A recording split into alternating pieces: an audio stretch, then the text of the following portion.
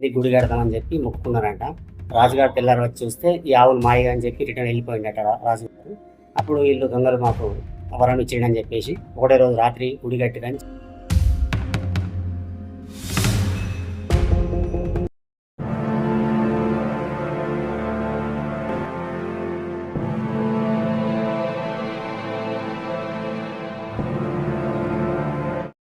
Hello curious man's, ఇప్పుడు మనం ఉన్న గ్రామం మల్లన్నపేట గ్రామం.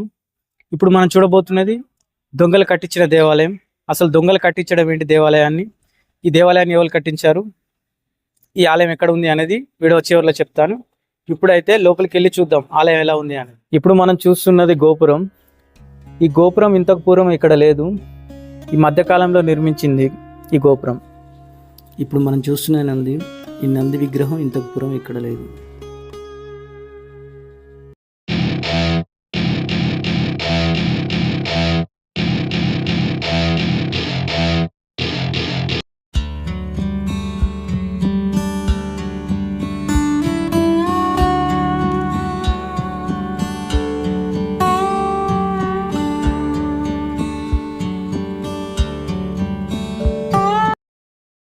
ఇప్పుడు మనం ఆలయం లోపల ఉన్నాం. ఆలయ ముఖద్వారం నుంచి లోపలికి వచ్చినట్టయితే లోపల ముఖద్వారం నుంచి ఎడమ వైపున చూసినట్లయితే ఇక్కడ హనుమాన్ విగ్రహం ఉంది.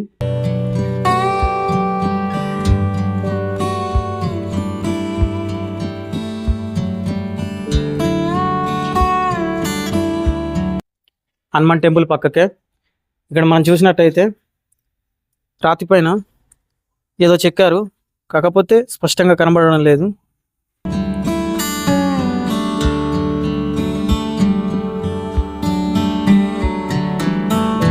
ఇక్కడ మనం చూసినట్లయితే నాగదేవత విగ్రహాలు ఉన్నాయి. ఈ విగ్రహాలు చాలా పురాతనమైన విగ్రహాలు. ఇలా బండ పైన చాలా అద్భుతంగా చెక్కారు.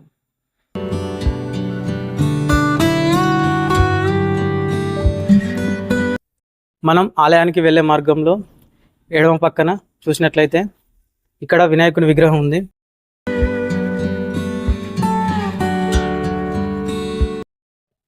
ఇప్పుడు మనం చూస్తున్నది ఆలయం లోపలికి వెళ్ళే రాతి మెట్ల మార్గం.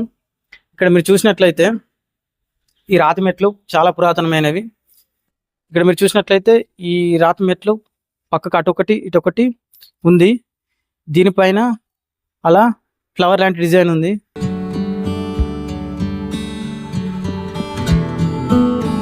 ఇక్కడ మీరు చూసినట్లయితే అదొకటి ఇదొకటి, ఇక్కడ కూడా ఇలా ఫ్లవర్ లాంటి డిజైన్ వేసి ఉంది ఈ రాతి పైన. ఈ దేవాలయంలో కనిపించే స్తంభాలు అత్యద్భుతమైన శిల్ప నైపుణ్యాన్ని ప్రతిబింబిస్తున్నాయి. ఒకే రాతితో చెక్కిన ఈ స్తంభాలు ఎంతో నిక్షిప్తంగా సమాంతరంగా ఉండే ఆకారంతో శాస్త్రీయ రీతిలో మలచబడ్డాయి.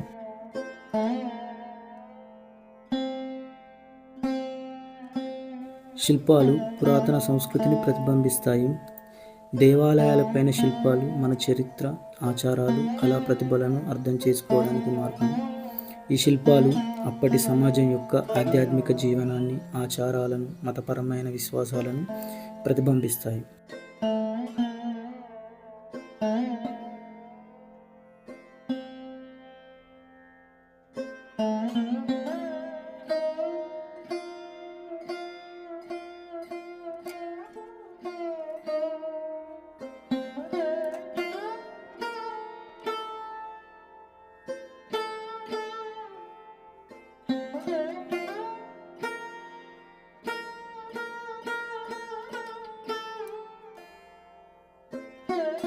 గర్భగుడిలో ఫోటోలకు మరియు వీడియోలకు అనుమతి లేదు.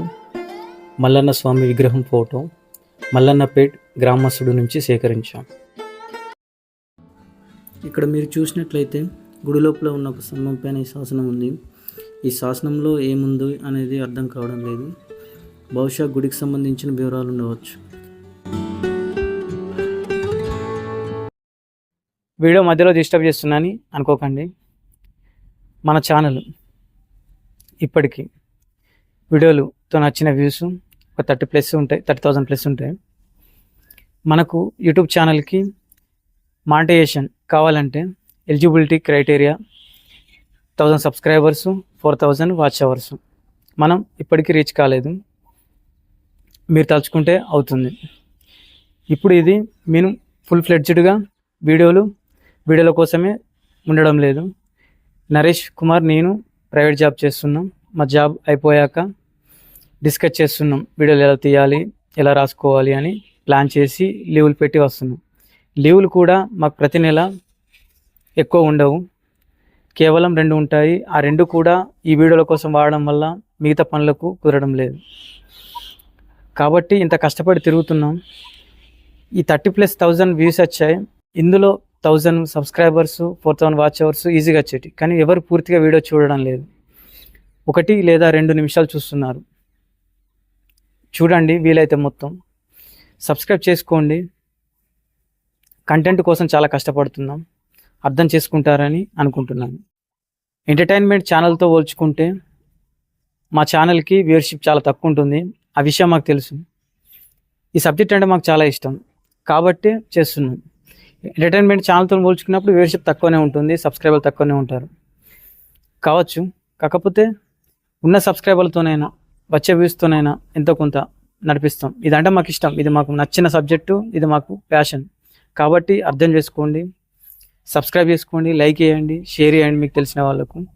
వీడియోను పూర్తిగా చూసే ప్రయత్నం చేయండి. ఇప్పుడు మనం ఈ ఆలయ పూజారితో ఉన్నాం. మీ పేరు? రాజేందర్ శర్మ, ఆలయ అర్చకులు, సుమలికాంత స్వామి దేవస్థానం, మల్లన్నపేట. ఈ ఆలయం గురించి చెప్పండి మీరు.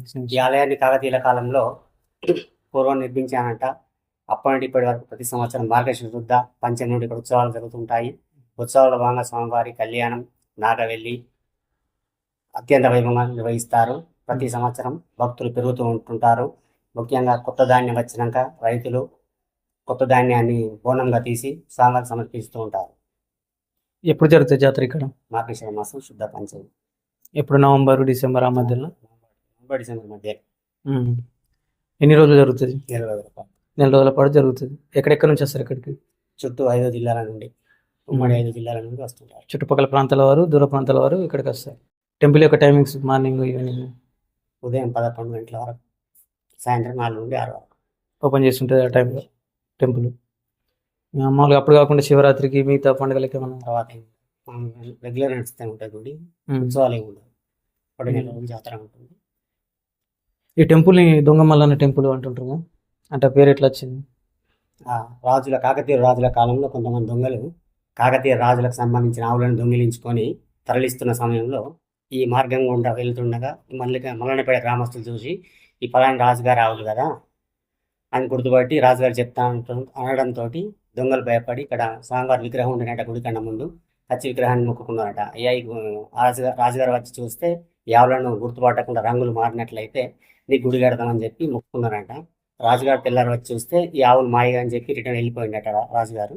అప్పుడు వీళ్ళు దొంగలు మాకు వరం ఇచ్చిండని చెప్పేసి ఒకటే రోజు రాత్రి గుడి కట్టిరని చెప్పుకుంటుంటారు, పెద్దలు చెప్పుకుంటారు. దీనికి ఏం ఆధారాలు ఏమి లేవు. అప్పటి నుండి దొంగ మల్లన్నానికి పేరు వచ్చింది. ఓకే, థ్యాంక్ యూ మీ విలువైన సమయాన్ని కేటాయించిన. ఇప్పటిదాకా మనం టెంపుల్ లోపల చూసాం కదా, ఇప్పుడు టెంపుల్ బయట ఎలా ఉంది అని మొత్తం తిరిగి చూద్దాం రండి.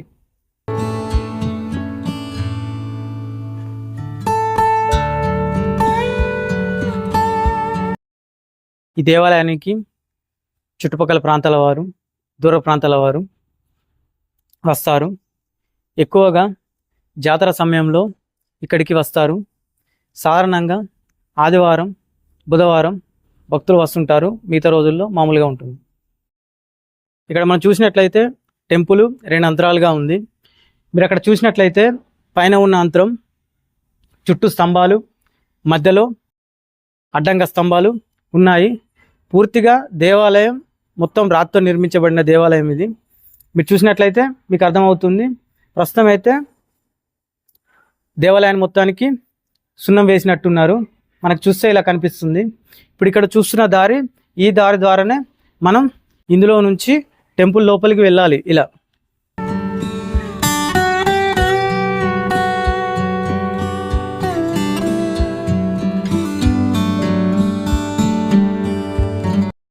ఇప్పుడు మనం చూస్తున్నది గోశాల. ఈ గోశాల ఆలయం వెనుక వైపున ఉంది. మన భారతదేశంలో దేవాలయాలకే కాకుండా గోవులకు కూడా ఒక ప్రత్యేక స్థానం ఉంది. గోశాలలు గోవులను రక్షించడమే కాకుండా ధార్మికంగా ఆధ్యాత్మికంగా ప్రత్యేక విశిష్టతగా పరిగణించబడుతుంది. మన దేశంలో గోమాతను దేవతగా పూజిస్తారు. గోసేవను భగవంతుని సేవగా భావిస్తారు. మన ఇక్కడ చూసినట్టయితే గోవులకు కావలసిన గడ్డి ఇక్కడ పక్కన ఏర్పాటు చేశారు.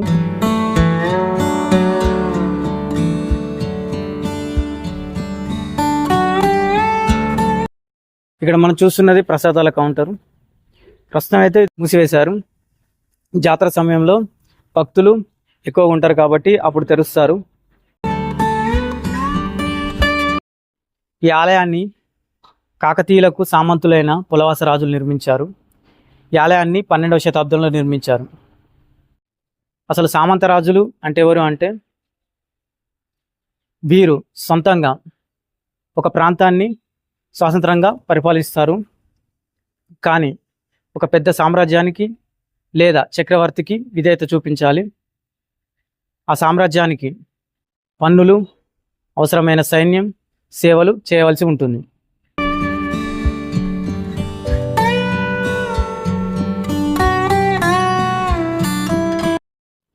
మీరు ఈ ఆలయాన్ని దర్శించుకోవాలంటే ఈ ఆలయం ఉన్న గ్రామం మల్లన్నపేట, మండలం గొల్లపల్లి, జిల్లా జగిత్యాల.